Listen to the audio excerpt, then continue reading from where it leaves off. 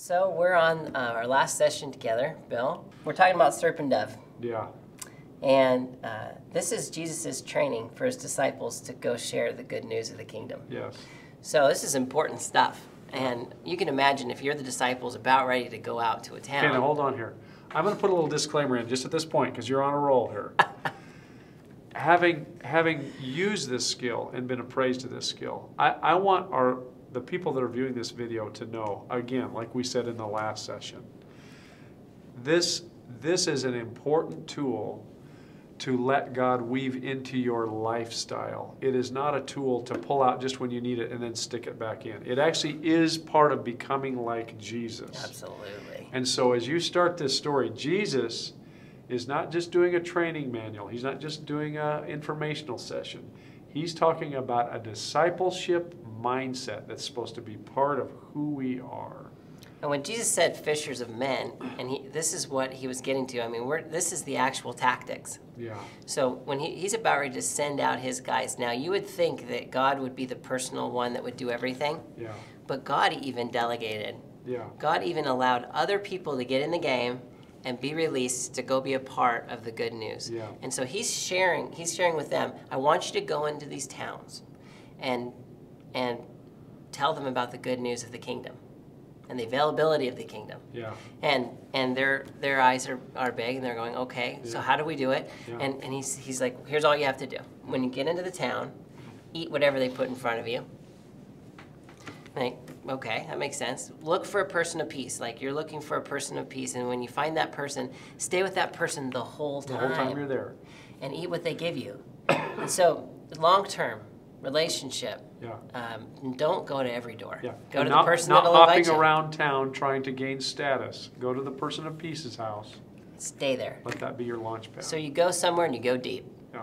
Okay? Yeah. Real relationship, deep Yeah. relationship. Yes.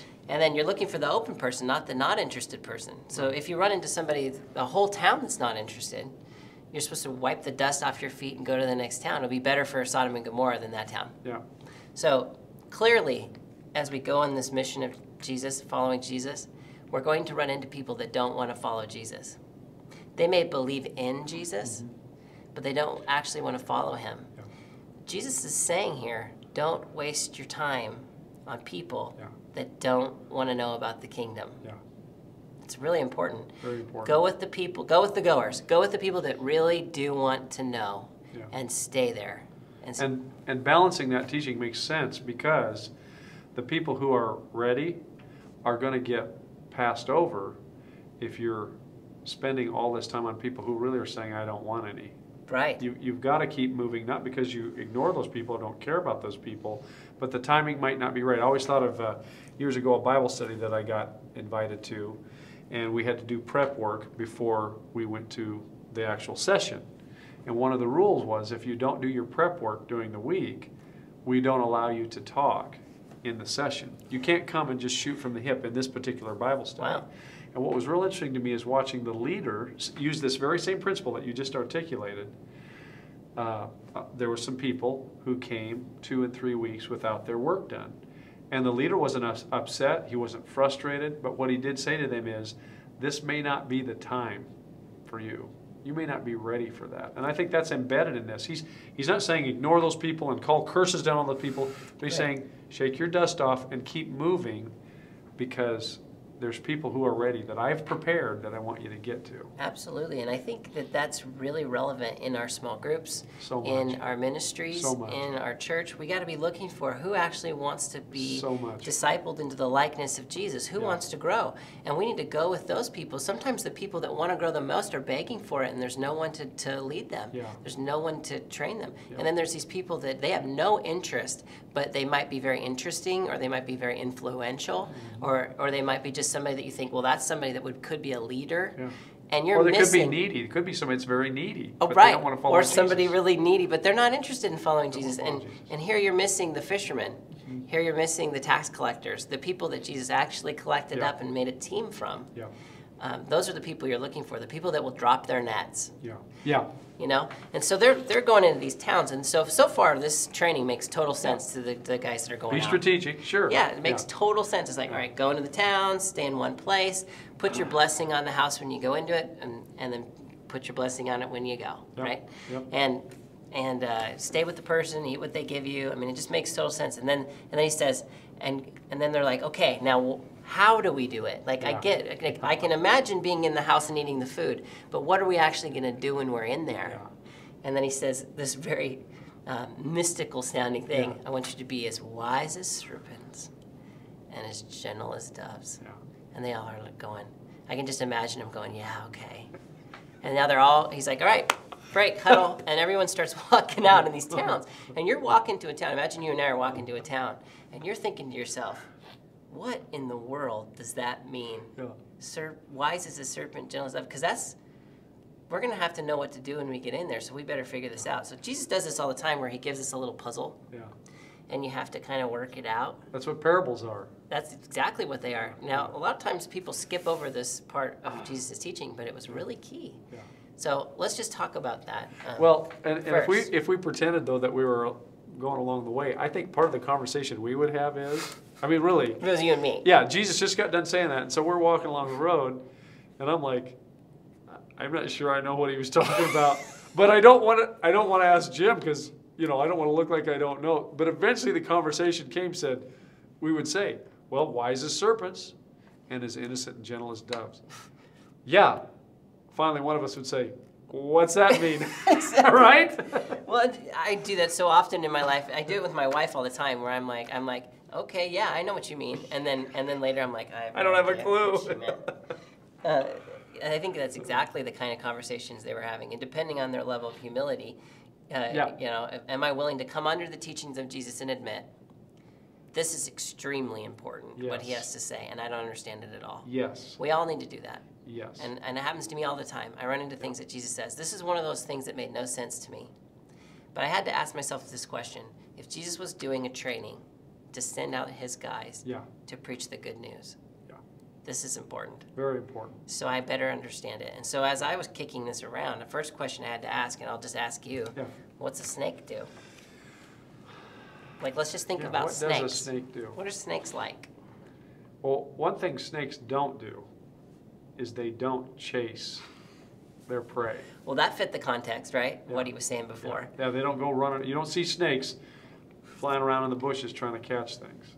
Which is weird, right? Yeah, So they're unique in that way. The wisdom of a snake Yeah. is that the way that it hunts yeah. is by staying still, By staying still, by being patient, right? because I've actually, grown up in southern Idaho, we've got plenty of snakes down there. And a snake is very observant. And they're actually testing the situation or the environment in many different ways. Their eyesight, apparently they can sense temperature. Their tongue is actually tasting the air. Absolutely. They are intently, and for the most part, they obviously move slowly and gently, but when they're waiting for prey, they are still Still as a stone. as a stone. They To the place that, because of their camouflage, you can have a hard time seeing them because they're that.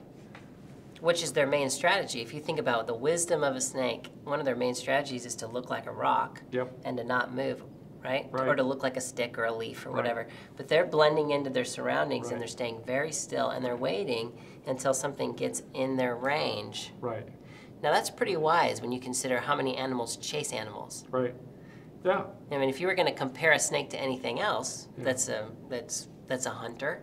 Yeah. You would say a snake's pretty smart. It doesn't do much, and it eats plenty. Yeah. It's waiting in the right spot Yeah. long enough. Right. And so already we're learning a lot of things that Jesus is teaching. I think so, because what you're seeing then is the energy. It doesn't mean that a snake's not expending a lot of energy, though, but the energy that the snake is expending is in patience, is in observation. I think for us then is in listening, being attentive, being alert, Being silent, being silent. being still. Yeah. Now, what effect does that have? You think about when you're around people and you're looking for the person of peace. Who really wants to follow Jesus? You know, there's people that don't even know Jesus that are starving. Yeah. And you can tell that person's hungry. Yeah. And they might not even be a believer, but you're looking at them and going, that's the person. Yeah. Because remember, these aren't Christians they're going to talk to, Yeah. right? Yep. These are the Jews. He's going into Israel, Yeah. right? And so he's coming to the tribes of Israel, and they're saying this to these guys, and they already don't believe yet Right. in this kingdom and the new king and what's going on. So they're actually waiting, and there's somebody probably even in your neighborhood or in your circle of friends that is really, really, really seeking Yeah. and hungry. Yeah. And imagine if we were quiet and we were still Yeah. and we were Observant. enough Yeah. and tasting the air and curious enough Yeah. that we would actually know when that person is near. Yeah. And so we wouldn't miss the opportunity. Yeah. Because there it is. Yeah. And so then that's the wisdom of a serpent. So Yeah. we get how it's Absolutely. silent, it's still, it's camouflaged, Yeah. it's it waits till something's in striking distance Yeah. before it strikes. I mean, Yeah. a lot of things. But then we have this tendency, I do, to kind of pull up like a cobra. Right. Right? And then the second somebody gets close to go and Right. and strike. But see, he changes. See, I don't wait till they get close. I usually strike when they're out of distance, Yeah. and then I chase them for a while, still trying to Your strike. teeth are stuck in a rock somewhere. I'm eating dirt and chasing. And that's a problem. I mean, we chase way too many things, and we're snapping at the air. Yeah. But let's say that we waited until somebody's actually within striking distance. Yeah. And then he switched metaphors. He said, and then come in as gentle as a dove, Yeah. as wise as a serpent, Yeah. while at the same time as gentle as a dove. And it's so important, Jim, I think at this point though, for back to what you had said earlier on, is Jesus is a genius. Jesus knows what he's talking about. He's not just trying to be catchy in his metaphors or to pick two things that seemingly are opposite so that he can really baffle you. He is saying dove for a very specific reason. He has said serpent for a very specific reason. Now he's saying dove for a very specific reason. Absolutely, because his strategies. Remember, he made the serpents and the doves. Yeah. You know, he knew he was going to say this before he created the world. Yeah. I mean, we're talking about the creator of the world through Jesus. Yeah. And he knew that he was going to use these metaphors. I mean, you think about that, it's amazing. But he's actually saying, I want you to be as wise as a serpent, but as gentle as a dove. Now let's think about that. What are doves like, Bill? Yeah. Yeah. What are doves like? Very, very unassuming, Mm-hmm. kind of flutter. They like to coo, you know, very not threatening in any way. You almost want to. We just had a funeral here at the church recently, and part of it's the first time I'd actually ever seen it live, but they had a ceremony at the end where they released doves in honor of the. And the lady who was performing it, she handed this dove to the widow of the person who deceased, and she just held that dove, and the dove was just relaxed, just sat right there, and everybody you could kind of hear in the audience, everybody kind of like, oh, you know, because it was unassuming, non-threatening. Yeah, you just aren't afraid of a dove. Not afraid of a dove. Yeah, it's not scary. It's not loud. It's Not probably one of aggressive. there's a lot of birds that wake me up in the morning, Yeah. but doves wouldn't be one of them. No, You know, no. There's a lot of those annoying kind of Yeah. chirp, chirp, chirp kind of Yeah, birds, and yeah. they're not like that. They're No. very gentle and soothing almost with They their are. sounds.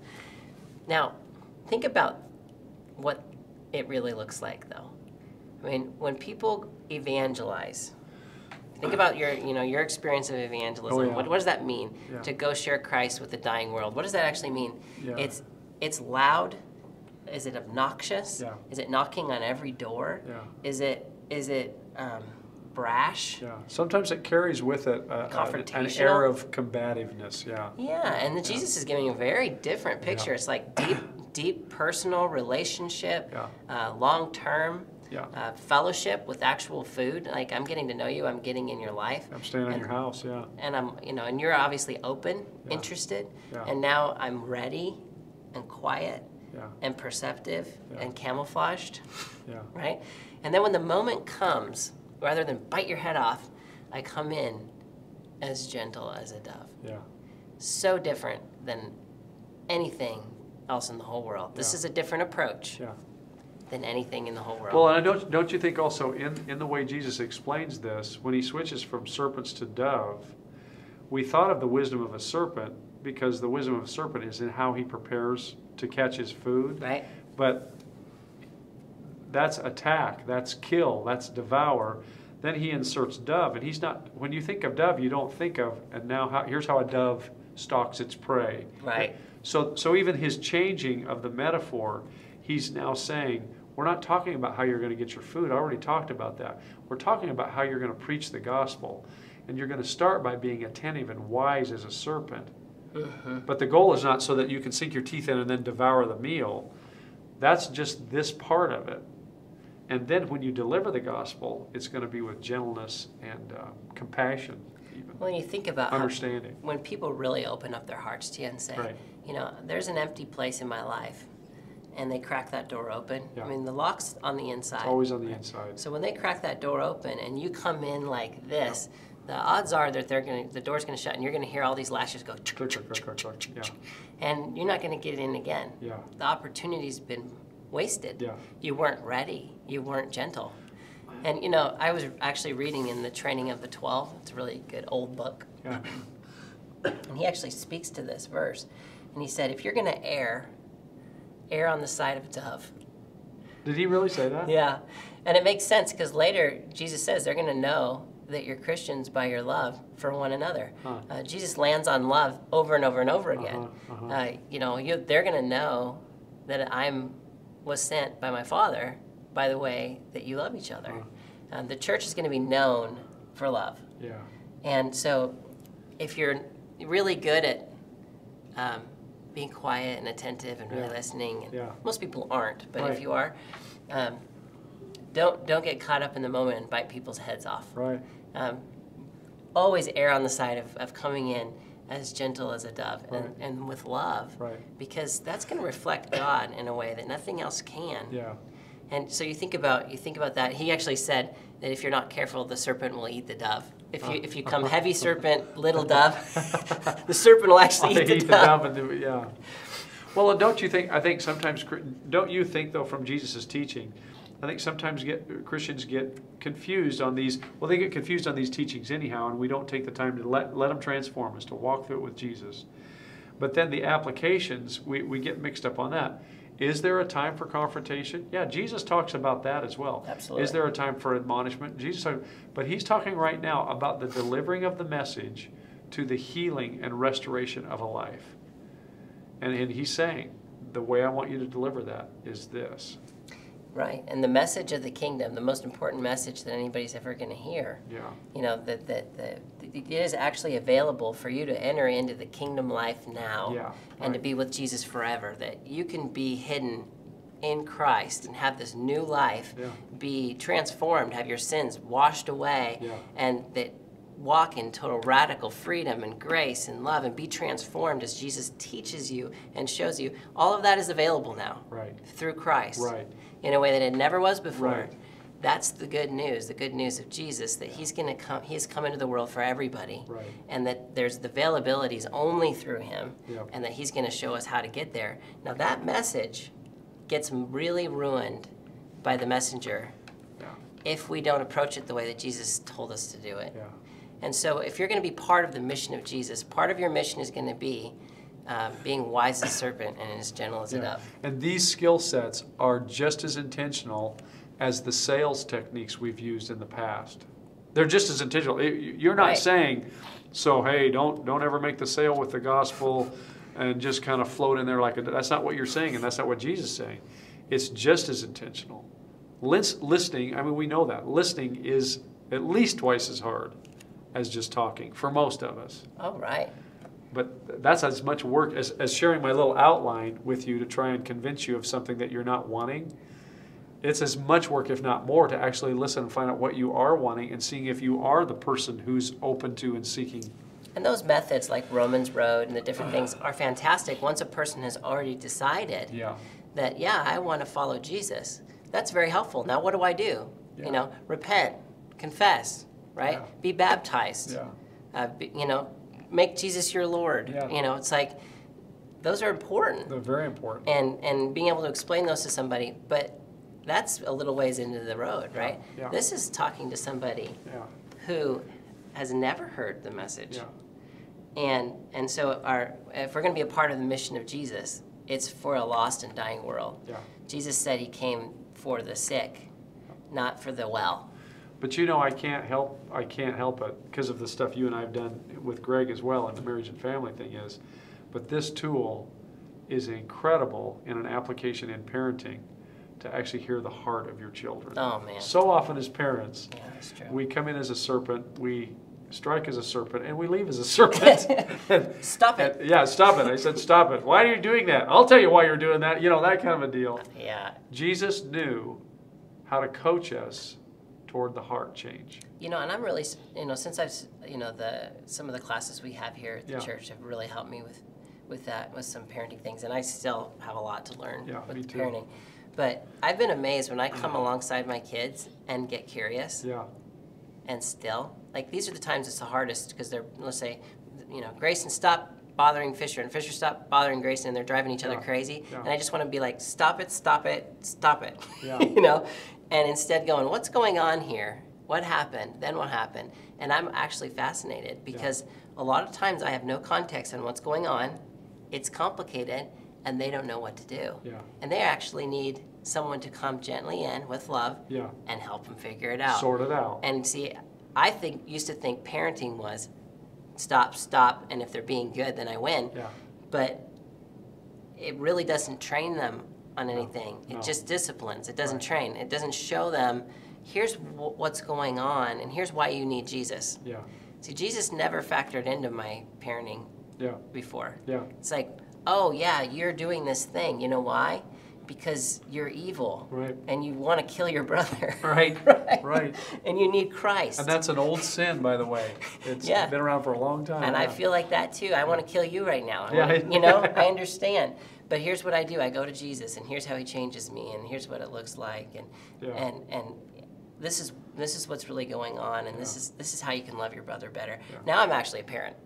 I'm training my children, which is beyond discipline, alongside discipline instead of but we're getting But off I know. But the topic. most exciting thing about this, and back when we talked about plank and spec as well, to me the most exciting and yet most challenging at the same time is, so if you're listening to this video, hopefully you're going to have some discussion afterwards with somebody.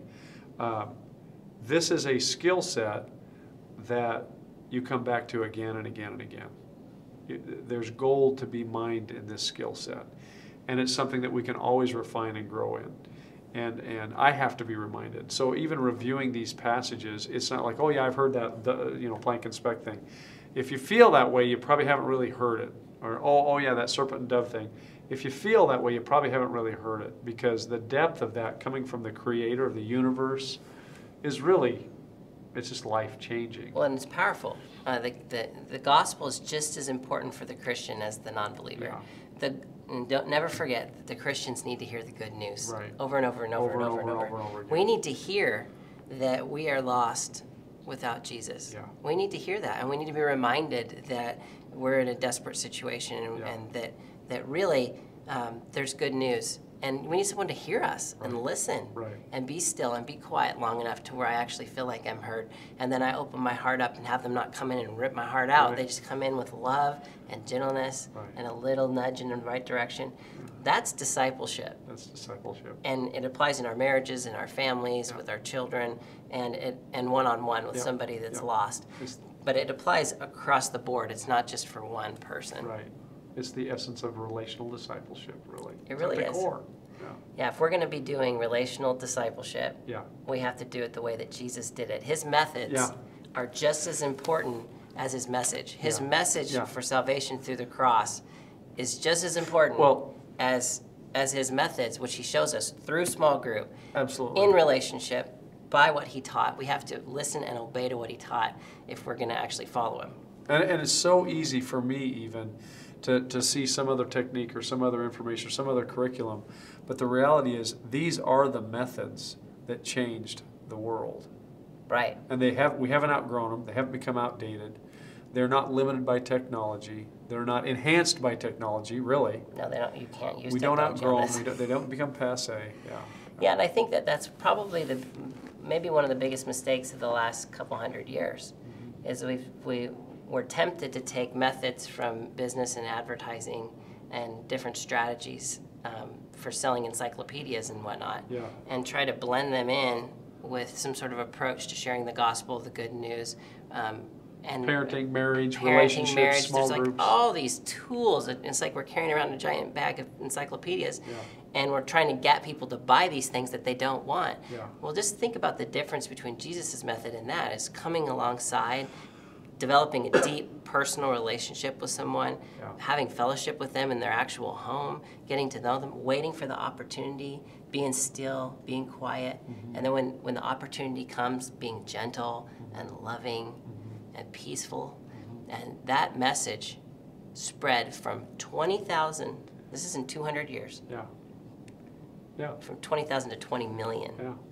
That's the approach that the early church took in sharing the gospel, which is the way that Jesus taught.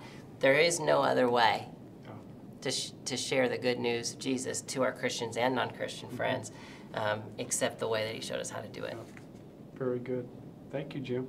This has been a great class. Good. I really enjoyed it. I know there's a million things more about Jesus that I don't know, that I'm excited to learn. I keep running into things that I don't understand, and I'm actually the most excited about those kinds of things because I know when I run up against him that he's trying to show me something new. Yeah.